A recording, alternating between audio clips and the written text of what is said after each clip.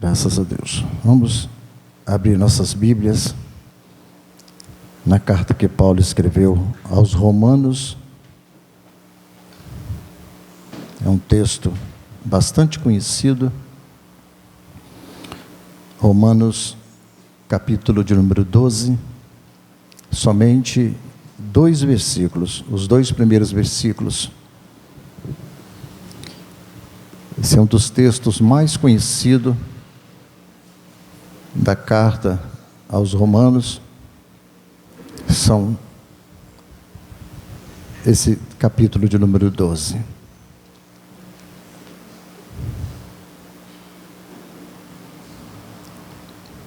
Esperar os irmãos acharem.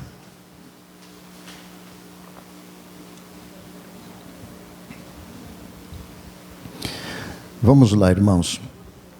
Versículos 1 e 2 somente.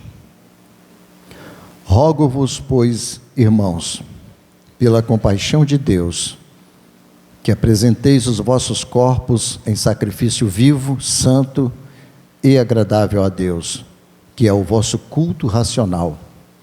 E não sede conformados com este mundo, mas sede transformados pela renovação do vosso entendimento, para que experimenteis qual seja a boa, agradável e perfeita vontade de Deus. Vamos orar mais uma vez.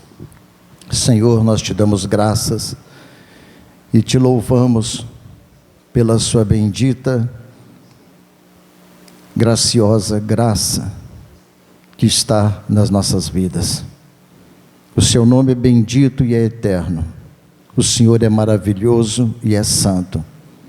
Nós não somos dignos de chamar pelo teu nome, mas pela sua bendita graça que nos alcançou mediante a fé, nós estamos aqui mais uma vez, nesse dia de quarta-feira, para entoar louvores, para cultuar o teu grande e soberano nome. Portanto, ó Deus, nos abençoe mais uma vez, falando aos nossos corações, pelo poder do seu Espírito, mediante a sua palavra, para a glória de Jesus Cristo. Amém. O culto santo e agradável. A palavra de Deus, irmãos, ela é a mesma eternamente. A palavra, ela nunca muda. O próprio Jesus falou que passa os céus, né, e passa a terra, mas as suas palavras, elas não hão de passar. Quando nós lemos aqui as cartas aos Romanos, eu creio que essa deve ser uma das cartas, eu creio não, segundo os eruditos, os grandes teólogos, né, eles afirmam que a carta aos Romanos é uma das cartas mais profundas que tem, porque nela, na carta aos Romanos, aqui está toda a complexidade explicada do plano de salvação de Deus. E as doutrinas principais, elas foram todas explicadas nas cartas aos Romanos. Paulo, ele explica toda a doutrina do capítulo 1 até o capítulo 11. E quando ele chega no capítulo 12 e em diante, ele começa a nos explicar como nós devemos colocar em prática o que ele falou do capítulo 1 ao capítulo 11. Paulo escreveu, irmãos, aos judeus cristãos, aos judeus que haviam se convertido e que estavam em Roma. E eles estavam muito confusos, porque alguns deles tinham saído do judaísmo, obviamente, e tinham se tornado cristão. E o judaísmo era cheio de costume. Tanto que nós vamos ver aqui, que Paulo ele vai falar aqui no capítulo 12, com algumas coisas com base no que está registrado no Antigo Testamento, principalmente no livro de Números, Levítico. Ou, aliás, na verdade, todos os apóstolos, quando eles começaram a pregar o Evangelho, que eles começaram a falar de Jesus e tudo aquilo que eles estavam falando sobre o novo Evangelho, a nova era cristã, toda a base dos apóstolos era no Antigo Testamento, não havia ainda o Novo Testamento. Então a carta aos Romanos também não foi diferente. Então nós vamos ver aqui como que Paulo vai falar agora para os irmãos que estavam em Roma, os judeus que estavam em Roma, os judeus convertidos que estavam em Roma, como que eles deveriam ter um culto, como deveriam fazer um culto para Deus, um culto santo, um culto agradável, um culto que realmente ia agradar a Deus, um culto que realmente seria santo. Vamos lá então. No versículo de número 1, Paulo diz o seguinte, na parte A: rogo-vos, pois, irmãos. Veja, irmãos, que Paulo, ele começa falando, rogo-vos, pois, irmãos. Paulo, ele não usa de autoridade. Ele sendo líder, praticamente o líder de toda aquela massa de evangelização do cristianismo, Paulo, ele não usa de autoridade apostólica, mas ele prefere, irmãos, afetar a mentalidade, a consciência dos seus leitores lá em Roma. Porque Paulo poderia falar, talvez com arrogância ou com soberba, ou poderia falar em tom imperativo para os irmãos que estavam lá, mas ele usa a expressão, rogo-vos, pois, irmãos. Interessante quando você vê aqui, rogo-vos, pois, vírgula, pois. Esse pois está dizendo, irmãos, exatamente o que eu acabei de explicar alguns segundos atrás, em que o que Paulo explicou do capítulo 1 até o capítulo 11, é o que Paulo está querendo dizer aqui, rogo-vos, pois. Ou seja, o que eu expliquei para vocês, as doutrinas do capítulo 1 até o capítulo 11, eu rogo-vos, pois, agora, que de agora para frente, do capítulo 12, eu quero que vocês coloquem em prática o que eu já expliquei, a teoria para vocês, vamos dizer assim. Mas acontece, como eu disse, Paulo fala que rogo-vos. Esse rogo-vos aqui, irmãos, quer dizer muita coisa.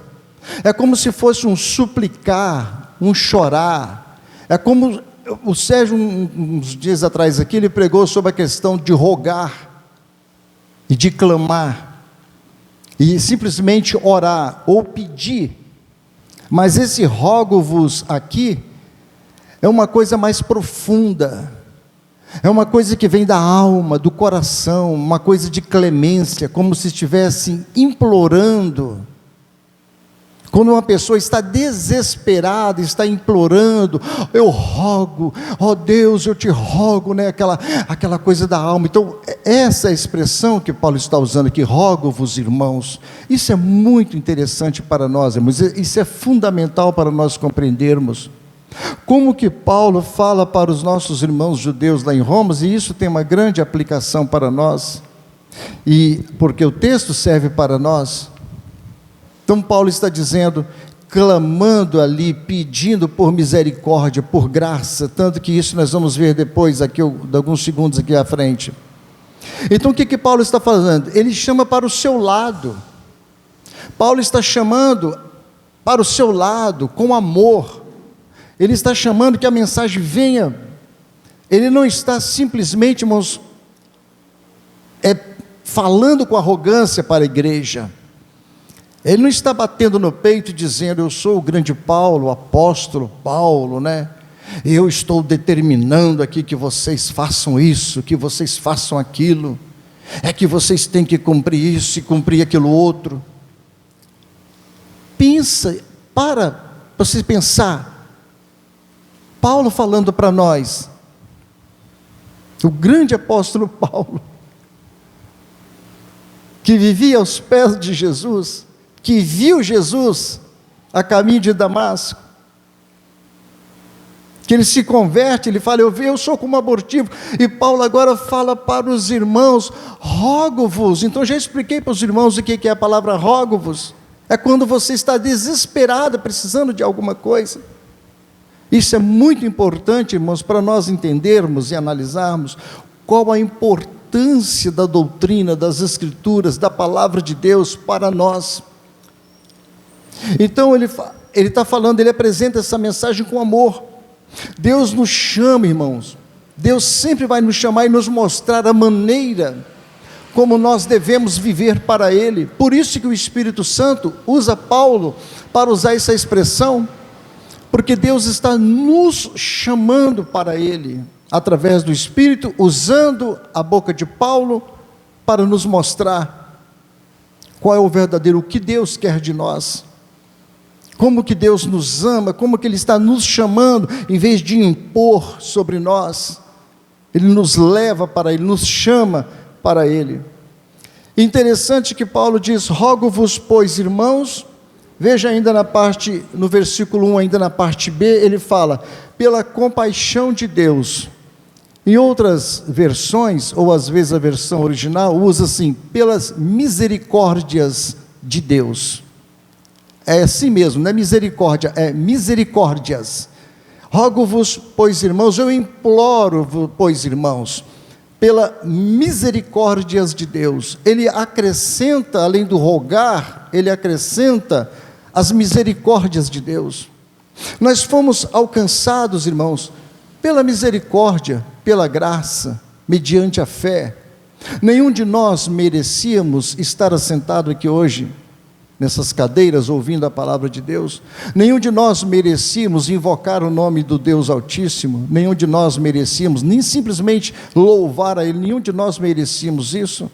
Estávamos totalmente perdidos, alienados diante do Deus, o nosso Criador. Nós não sabíamos para onde íamos, se íamos para a esquerda ou para a direita, se era para frente ou para trás. Nós não sabíamos o que íamos fazer da nossa vida, mas nós fomos alcançados pelas misericórdias do Senhor.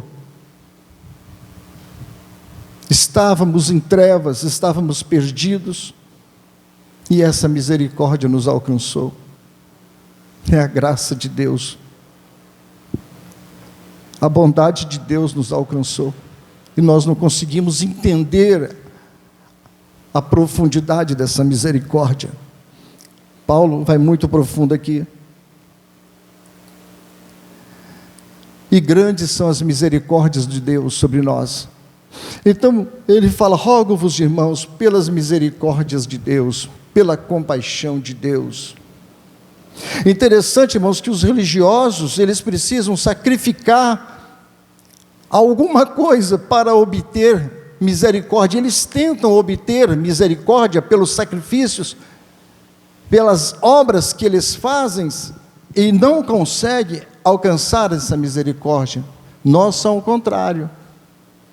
Nós não precisamos fazer nada.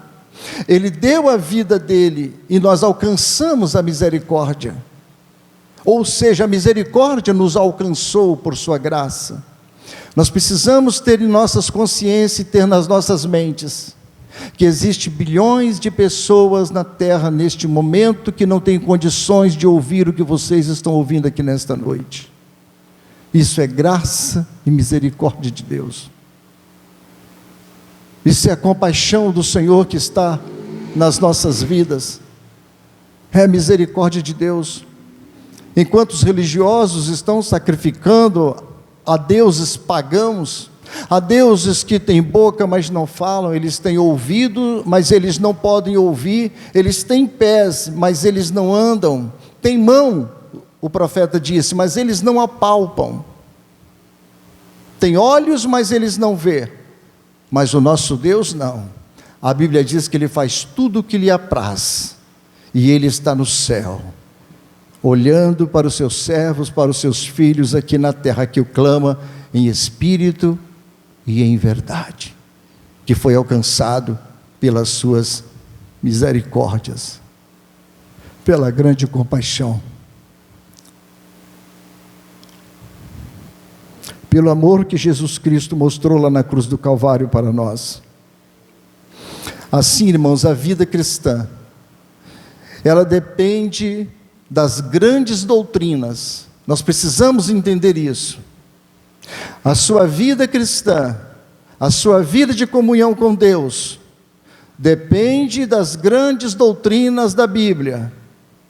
Se nós não aprendermos as doutrinas bíblicas, nós não conseguiremos servir a Deus como a Bíblia pede. Precisamos conhecer as doutrinas bíblicas da expiação, ressurreição. São várias doutrinas bíblicas. A justificação pela fé, a graça, são as doutrinas bíblicas. Saber que isso tudo, essas doutrinas, ela vem para a nossa edificação espiritual. Para que possamos estar em pé diante de Deus, precisamos conhecer isso. Então a nossa vida cristã depende das grandes doutrinas bíblicas, mas os pagãos, os deuses pagãos, eles não conhecem as doutrinas celestiais, as doutrinas bíblicas, as doutrinas do céu, as doutrinas do nosso Deus, que está na pessoa de Jesus. E Paulo ainda fala no versículo de número 1, na parte B. Vamos continuar lendo sempre o versículo 1. Ele fala: rogo-vos, irmãos, rogo-vos, pois, irmãos, pela compaixão de Deus. Aí ele fala: que apresenteis os vossos corpos em sacrifício vivo. Apresenteis os vossos corpos em sacrifício vivo. Antes nós usávamos os nossos corpos para prazeres da vida pecaminosa. O nosso corpo era feito simplesmente para servir aos nossos desejos, aos nossos prazeres. O nosso corpo era feito para isso. Nós entregávamos o nosso corpo à luxúria, à vaidade, ao orgulho, ao pecado deste mundo, às concupiscências da carne. O nosso corpo servia simplesmente para isso, porque éramos cegos, nós não tínhamos o Espírito Santo de Deus. Hoje o nosso corpo é templo, é morada do Espírito de Deus. Ele entrou dentro de nós, santificou o nosso corpo e habitou dentro de nós, porque ele não habita em corpo imundo. Ele nos purificou o nosso corpo, o seu corpo, e habitou dentro de nós. Hoje nós usamos o nosso corpo para a honra e para a glória do nome de Jesus Cristo. O nosso corpo foi feito para louvar a Deus, para exaltar o nome do Senhor. O nosso corpo é templo de Deus, morada de Deus. Que loucura! O mundo fica doido com nós, porque Deus usa a sabedoria dele para salvar os crentes, aqueles que nele confiam, e o mundo fica doido com nós, porque isso é sabedoria do céu. Porque até onde havia revelado que o corpo do homem era a morada de Deus. Os próprios gregos exaltavam tanto o corpo que achavam que não havia nem pecado por falta de conhecimento. Mas o nosso corpo é templo, literalmente é templo. Deus desce do céu e habita dentro de nós, vive dentro de nós.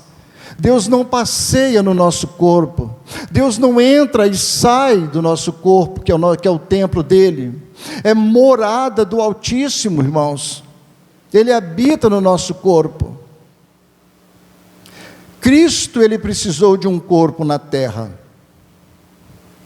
precisou ser transformado em homem, para manifestar a glória do Pai, para realizar a vontade do Pai. Agora nós devemos fazer o quê? Entregar o nosso corpo.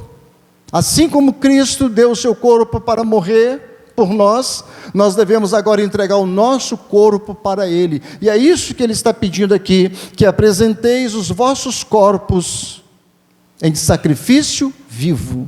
Deus quer o seu corpo em sacrifício vivo. Deus quer o meu corpo em sacrifício vivo.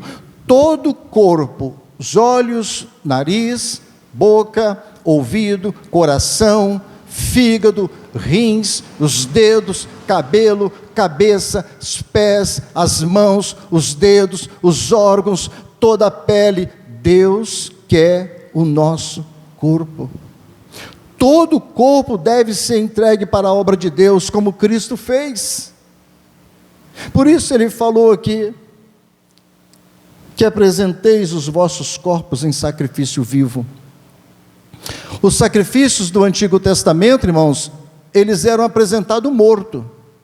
O sacerdote, quando pegava um carneiro, eles imolavam o carneiro e apresentavam ele morto, cortavam em pedaços. Lembra de Abraão, logo após, ele esquarteja o sacrifício para Deus, e quando Deus desce sobre o altar de Abraão e queima, Elias também no Monte Horebe, ele esquarteja o animal morto e desce o fogo em Horebe e queima ali os animais. Mas hoje nós não podemos mais dar o corpo morto, porque Jesus morreu por nós na cruz. Hoje nós temos que dar o corpo vivo inteiro para Deus. É isso que Paulo está querendo dizer, irmãos.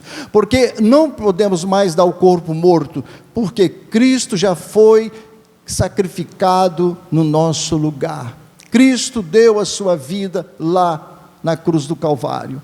E hoje Jesus quer o nosso corpo vivo. E a Bíblia apresenta 2 tipos de sacrifício vivo. 2 tipos de sacrifício vivo que a Bíblia apresenta. O sacrifício de Isaque, que foi apresentado vivo lá, quando eu falei Abraão, e o próprio sacrifício de Cristo, foram os 2 únicos sacrifícios vivos, que Deus não permitiu que Abraão imolasse o seu filho Isaque, que era a antipologia de Cristo, representando a pessoa de Cristo. Mas hoje Ele quer que o nosso corpo seja apresentado, sabe? A Bíblia apresenta esses dois sacrifícios únicos, mas o nosso sacrifício é vivo, é trazido vivo sobre o altar. Assim ele permanece vivo no altar. Ou seja, ele está em andamento. Esse apresentar aqui o sacrifício vivo significa, de uma vez por todas, o original grego. Sabe, irmãos, quando ele fala apresentar aqui, é de uma vez por todas. Porque quando nós apresentamos o corpo nosso vivo ao altar do Senhor, significa que nós vamos continuar em andamento pela vida toda o nosso corpo, apresentamos ele a Deus e nunca mais tiramos ele do altar de Deus. O nosso corpo é apresentado vivo para o Senhor, e tem que ser assim, e é assim que Deus quer. E Paulo continua: apresenteis os vossos corpos vivos em sacrifício vivo. Aí ele fala, na parte B, santo e agradável a Deus. Não pode ser de outra forma. Deus não recebe adoração, o louvor de outra maneira se não for santo. Santo e agradável. Santo é separado. Santo é puro. Agradável. Por que agradável? Porque Deus só quer receber ofertas agradáveis. Deus só recebe ofertas puras, santas. Deus nunca aceitou sacrifício fora de padrão, de maneira alguma. Eu já falei aqui quarta-feira passada, quando os sacerdotes, eles iam apresentar os seus animais cegos, coxos, doentes, aí Deus disse para ele: apresenta isso ao seu governador, apresenta isso lá para outro, mas para mim vocês vêm apresentar. E é isso que Deus está falando aqui, mostrando nessa, vamos dizer uma tipologia, uma analogia. Assim como apresentavam lá no sacrifício santo, agradável ao Senhor, os animais melhores, os melhores animais que eram apresentados para Deus, Ele está querendo isso aqui de nós hoje, sacrifício santo e agradável a Deus. Assim deve ser o nosso culto, irmãos. Um culto santo, um culto agradável, um culto que glorifica o nome do Senhor. Agradável significa em cheiro suave, porque todas as vezes que os sacerdotes, irmãos, eles sacrificavam, o cheiro daquele sacrifício chegava às narinas de Deus. Assim é o nosso sacrifício também para Deus. Quando nós nos apresentemos perante o Senhor, quando Ele é santo, Ele se torna agradável. Para se tornar agradável, Ele precisa ser santo, para Deus receber. Veja em Números 15, 13 e 14, olha, todo natural, todo animal natural, assim se fará estas coisas, oferecendo oferta queimada em cheiro suave. Esse agradável é a oferta queimada, ou seja, quando a oferta ela é queimada, ela sai o cheiro, aquele cheiro agradável a Deus. Quando também peregrinar convosco algum estrangeiro que estiver no meio de vós, nas vossas gerações, e ele apresentar o quê? Uma oferta queimada de cheiro suave ao Senhor, como vós fizestes assim como vocês fazem, o estrangeiro que está no meio de vocês. Deus falando para o povo judeu, né? O estrangeiro também deve fazer desse jeito, oferecer uma oferta queimada de cheiro suave ao Senhor. É nesse sentido que Paulo está querendo dizer que nós devemos apresentar o nosso corpo santo e agradável para que ele possa receber o nosso culto. Então, irmãos, nós precisamos entender que Deus não vai receber culto de qualquer jeito, de qualquer maneira, de qualquer forma. Pessoas que estão em casa, às vezes assistindo pornografia, vendo um monte de nojeira, e depois vêm para a casa de Deus para cultuar. Pessoas que são mentirosas, irmãos, língua afiada, fala mal dos outros, depois vem aqui para louvar a Deus, glorificar a Deus nas igrejas. Deus não está recebendo esse tipo de adoração, esse tipo de louvor. O nosso corpo precisa ser santo, e aqui está, como eu disse, aqui apresenta-se de uma vez por todas, ele é santo de uma vez só, ele é santificado. Muitas pessoas estão gritando nas igrejas, louvando nas igrejas, cantando. Cantar, irmãos, não tem quem, ouve Roberto Carlos, mas que canta maravilhosamente, né? Roberto Carlos é o rei da música, não do louvor, né? Roberto Carlos canta bem demais, canta muito. Pensa bem em botar ele numa igreja e botar ele para cantar um louvor, um hino na igreja. Então, o nosso corpo tem que ser santo, não pode ser mundanizado, para apresentar o nosso culto a Deus, o nosso sacrifício, como oferta queimada, de cheiro suave. Quando você oferece o louvor, quando você oferece a oração, quando você oferece a sua glorificação, Deus recebe como oferta de cheiro suave a sua vida, a sua adoração. Quando você senta com reverência na casa de Deus, é isso que o apóstolo está falando para os irmãos judeus lá em Roma, que serve de aplicação para nós. Tem que ser assim, irmãos. Precisamos aprender a servir a Deus, entender o que Deus quer para nós. Daqui a pouquinho Paulo vai falar sobre isso. Porque quando nós apresentamos o nosso corpo dessa forma, toda impureza, ela é queimada, ela é destruída. A nossa vida, Senhor, me perdoa, eu te apresento aqui agora a minha vida, o meu corpo diante de Ti. E é assim que tem que ser uma verdadeira adoração. E Paulo, então, ele continua com mais profundidade disso. Ele vai mostrar coisas, são os textos muito profundos, nessa aqui Paulo vai falando, né? É um texto bastante profundo. Ele fala, santo e agradável a Deus. Aí ele complementa, que é o vosso culto racional.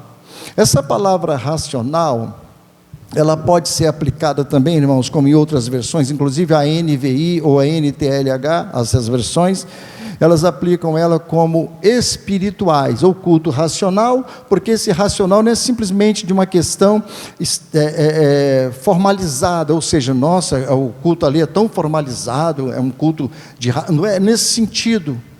Ele está dizendo aqui no sentido espiritual, ou seja, conectado com a palavra, de uma adoração espiritual. Tanto que Pedro fala isso em 1 Pedro capítulo 2, 1 Pedro capítulo 2, versículo 2. Desejai afetuosamente como meninos novamente nascidos o quê? O leite racional, espiritual. Ele compara o nosso culto racional com a palavra de Deus, é como se fôssemos envolvidos com a palavra. Então Paulo está dizendo aqui que o nosso culto ele precisa ser racional, de acordo com as Escrituras, de acordo com a palavra de Deus. Na verdade, essa palavra racional, o sentido original, o grego original dela, irmãos, é lógicos. Quando escreve lá racional, o grego original escreve lógicos, da onde vem a palavra lógica. né? Tem bastante sentido.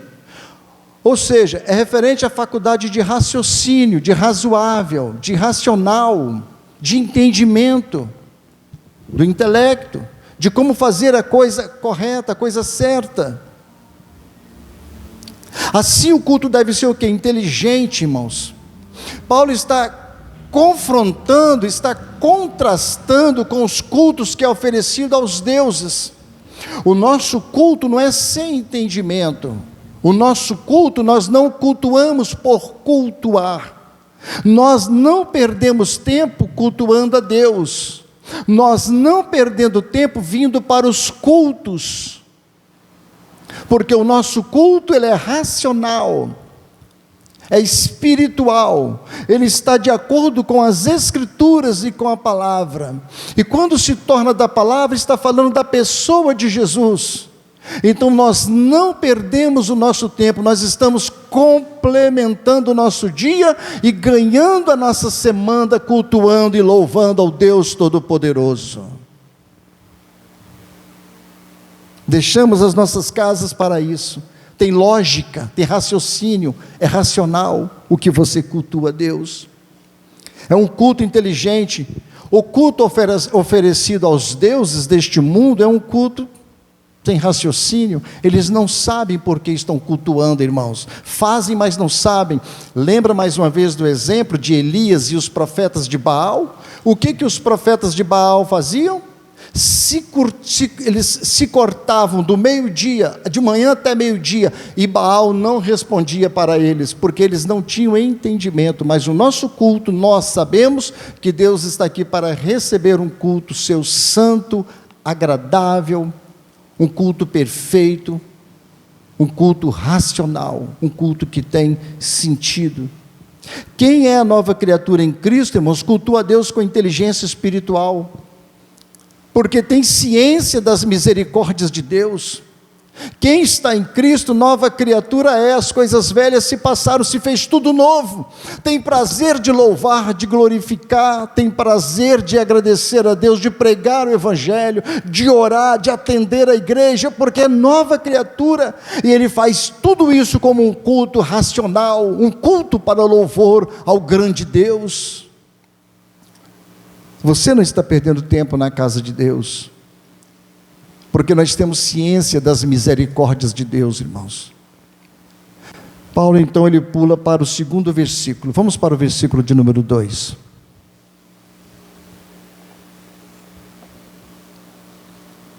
Aqui Paulo pede para nós entregarmos a mente a Deus.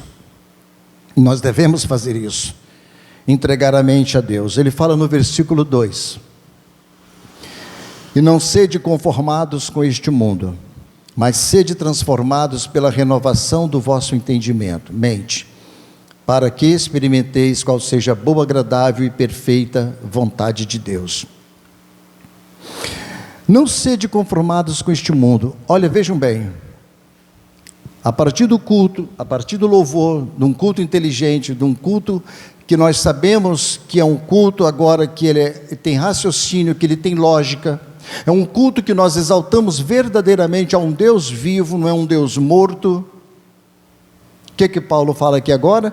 Não sede então conformados com este mundo. Por que razão nós vamos cultuar a Deus? Por que razão vamos estar louvando a Deus, lendo a sua palavra, ensinando, pregando, e agora vamos nos conformar com este mundo? Esse conformar com este mundo, irmãos, é como se fosse uma modelagem, se amoldar. Em outras versões fala, não se amolde a esse mundo, é como se fosse uma forma. Por isso que tem aqui de forma, conformar, uma forma, é uma matriz. O mundo que ele quer pegar a sua mente e moldar segundo este mundo. Paulo está dizendo, não sedes conformados com este mundo, não se acomodem com a situação, não se deixe levar por qualquer ideologia, né?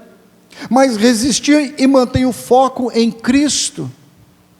Não se amoldem, não deixe a sua mente se amoldar. Você está em paz com este mundo. O crente não pode estar, irmãos, em paz com este mundo. Nós não podemos, temos que estar inquieto, perturbado. Nós não podemos estar feliz com este mundo, amoldar a nossa mente. Nós não podemos fazer dessa forma, porque nós temos um culto lógico, um culto de raciocínio, um culto verdadeiro, um culto espiritual, que está envolvido com a palavra. Então, não sedes conformados com este mundo. Quem se conforma com o mundo, irmãos, ele perde a noção. Ele diz que Jesus é Senhor, mas ele não vive. Ele usa a palavra de Deus, mas ele não vive.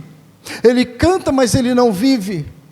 E tem muitos cristãos nos dias que estamos vivendo, contemporâneo, lógico, que a mente já se amoldaram a este mundo. O que o mundo prega? Ganância, dinheiro. E o que muitos crentes estão correndo atrás, irmãos? Ganância, dinheiro. Não estão se acomodando com as coisas humildes, como o apóstolo Paulo falou. Não está se acomodando não está contente com aquilo que tendo que comer, o que beber, como Paulo falou. Estejamos com isso contentes, mas não acomodados. Vamos estudar, trabalhar, vamos procurar o melhor para nós e para a nossa família, mas não se amoldar a este mundo. Não se amoldar a este mundo. E tem pastores que estão pregando, e pastores grandes, gente de influência. Se os irmãos forem simplesmente para dentro das redes sociais, vão achar muito isso, e vão achar que isso é evangelho, porque são piedosos, falam bonitos, são homens que vestem bem, têm muita grana, e são os pastores. E as pessoas, por serem incautas, por não conhecer as Escrituras, e nem a doutrina, porque se conhecer a doutrina, não entra por esse caminho, irmãos, não vão se encantar com isso. Por isso Paulo falou, cuidado para não fazer como a mulher fez, se encantou com os encantos da serpente. E fica um desespero, irmãos, uma angústia, a pessoa quer porque quer as coisas deste mundo. Então não se amolde as coisas deste mundo, os valores deste mundo. Eles atuam para disfarçar os nossos corações, para nos enganar. Vocês não verem como o mundo vai aplicando, irmãos, a ideologia de gênero, que hoje está em alta, né? O homossexualismo. Eles vão falando de um tal jeito, de tal forma, que parece que eles estão certos, e tudo é homofobia. Você não pode pregar, não pode mais falar, querem calar a boca dos crentes, sabe? O Eliel disse para mim, pastor, lá na faculdade, eu nem mexo com esse negócio, porque aí ele mexer, ele vai ser... Vamos botar ele para fora da faculdade. E é verdade, as faculdades estão inflamadas nisso. Mas o problema não é delas estarem inflamadas, o problema é nós não vigiarmos e nós nos amoldarmos, deixar a nossa mente estar de acordo com essas coisas do mundo. Eu falei, Eliel, sai de casa, ora ao Senhor, leia a palavra e vigia quando você estiver lá, e fale somente quando Deus mandar você falar, de acordo com o que Deus te deu autoridade para você falar. Ele é verdade, pastor, mas é o mundo que nós estamos vivendo. Irmãos, nós estamos lutando contra o céu e o inferno, nós estamos lutando contra o inferno. Nós não estamos lutando contra o céu, nós estamos a favor do céu, né? Lutando contra o inferno, contra as forças do mal. Não podemos deixar a nossa mente distrair nisso, não podemos, é coisa séria.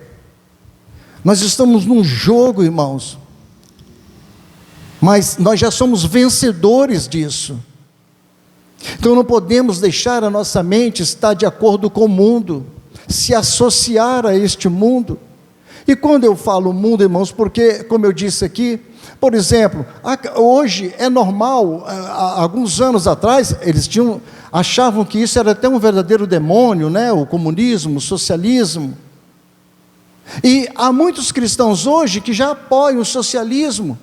Inclusive o presidente, ele deixou de vencer por causa de, segundo as estatísticas, mais de 6 milhões, 7 milhões de pessoas que votaram em ideologia de esquerda.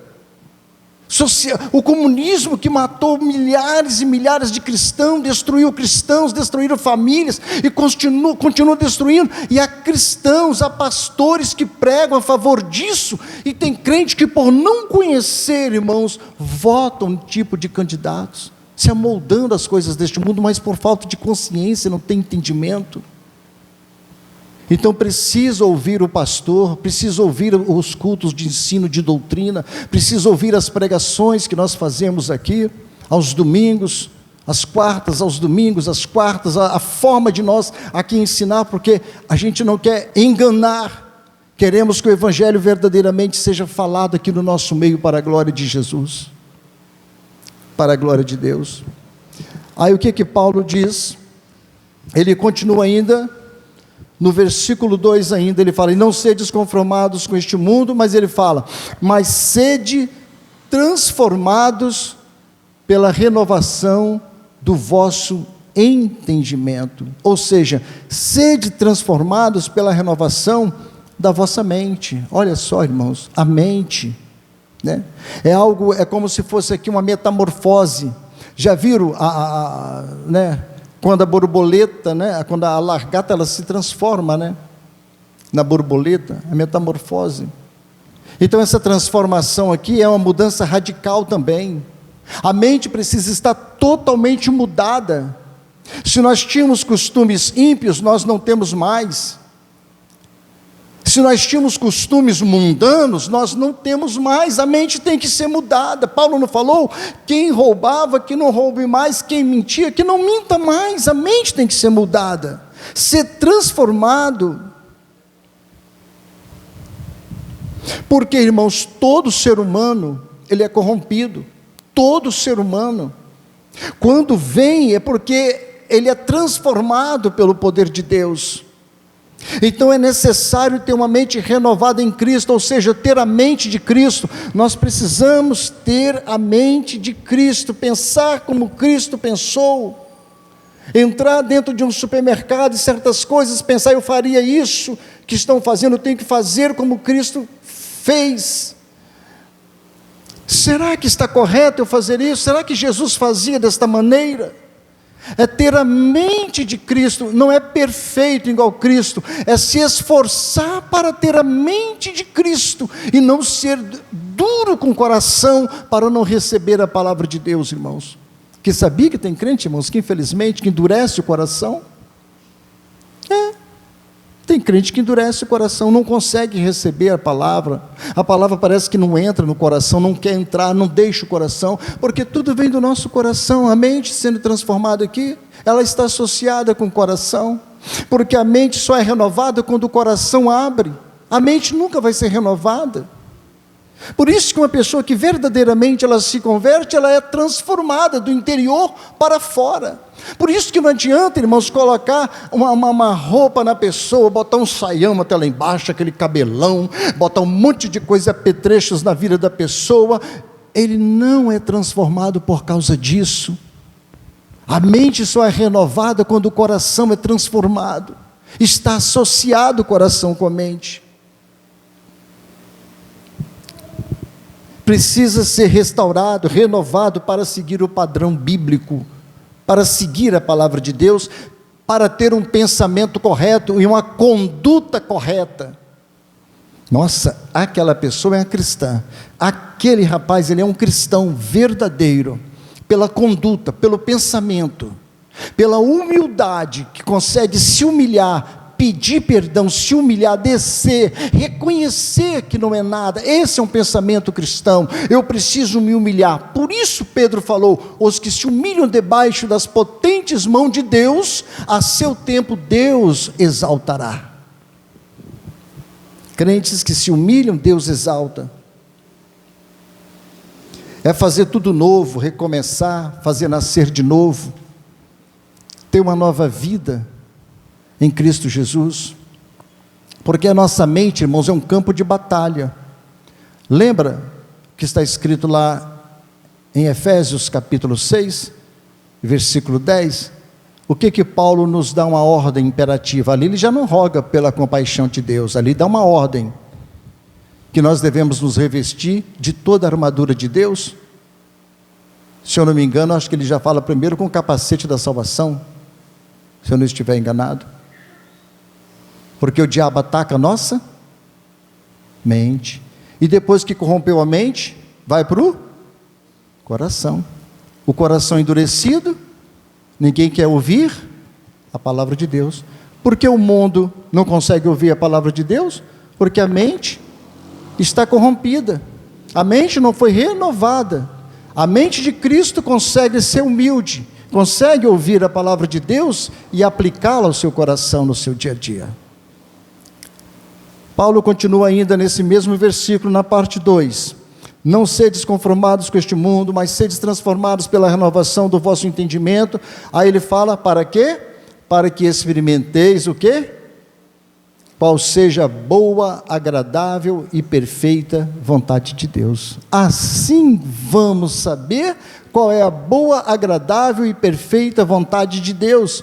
Se nós não passarmos por estes princípios, por este caminho que foi falado aqui, entregar o nosso corpo como sacrifício vivo, deixar Deus trabalhar na nossa vida, não se conformar com esse mundo e transformar a nossa mente, nós assim não vamos saber qual é a boa, agradável e perfeita vontade de Deus. Há crentes que não sabem qual é a boa e perfeita e agradável, boa, agradável e perfeita vontade de Deus, porque não passou por este processo. Nós precisamos entender esse processo, aí sim vamos provar, experimentar, explorar a vontade de Deus. Deus é meu amigo. Jesus não falou, vós sereis meus amigos se fizerdes o que eu vos mando. Só seremos amigos de Jesus se obedecermos a Ele, se humilhar, descer, pode endurecer o coração, mas Deus não abre mão dessas coisas. Deus não é como nós, que é avô e avó, né, irmã Márcia? Que a mãe não faz, mas a gente vai lá, deixa o neto fazer à vontade, né? Com Deus não tem isso. Salomão falou, na casa da minha avó eu durmo até tarde, porque ela deixa eu dormir até tarde. Então, com Deus, irmãos, não tem jeito, nós vamos passar por este caminho, num caminho de humilhação, de consagração, de uma vida santificada, de uma vida de oração. Nós nunca vamos saber qual é a boa, agradável e perfeita vontade. Mas eu já sei, pastor, será que sabe mesmo? Será que todo o processo que acontece na sua vida, tudo que passa na sua vida, tem certeza que é a boa e agradável e perfeita vontade de Deus na sua vida? Você tem essa convicção diante de Deus? Eu já me equivoquei em muitas coisas que eu achei que era vontade de Deus, e eu tenho vergonha de Deus hoje.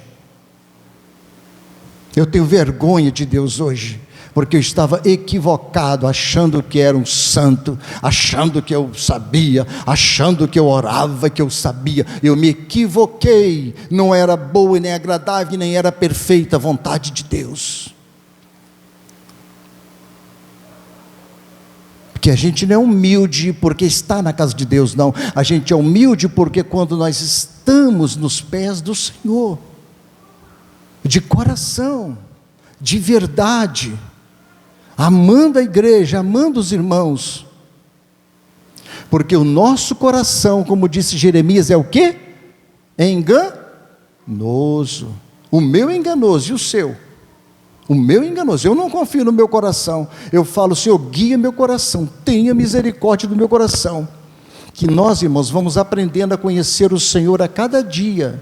Você não nasce hoje espiritualmente e aprende a conhecer Jesus, não. Às vezes precisa passar 30 anos, 38 anos para conhecer quem é Jesus, e ainda vamos conhecê-lo.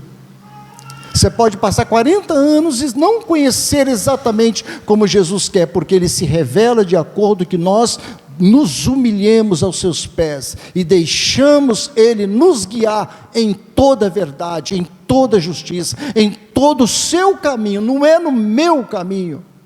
A Bíblia diz que Enoque andava com Deus, não é Deus que andava com Enoque. Há muitos crentes que querem que Deus ande com ele, mas não, é nós que devemos andar com ele, e para isso é preciso uma mente renovada, transformada, santificada pelo poder do Espírito de Deus. Mediante a sua palavra. Mas quando o coração é novo, a mente também é, as coisas mudam. Deus quer ser glorificado nas nossas vidas. O Senhor quer ser exaltado nas nossas vidas, para nós darmos o melhor para Ele, o nosso corpo em sacrifício vivo.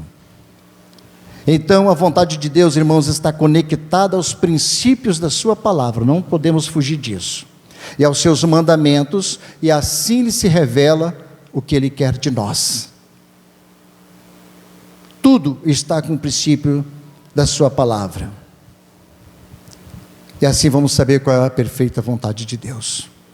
Assim nós vamos conhecer o que é agradável a Deus. Assim vamos saber o que verdadeiramente Ele aprova. E assim nós vamos fazer um culto santo e agradável a Deus. Um culto que glorifica o seu nome. Vamos abrir o coração para Deus e para a sua palavra, irmãos. Vamos pedir ao Espírito Santo para nos guiar em toda a verdade e nos guiar no caminho dele e não no nosso caminho, na vontade dele e não na nossa vontade, no querer dele e não no nosso querer, no tempo dele e não no nosso tempo. Tudo é para ele, para a glória dele.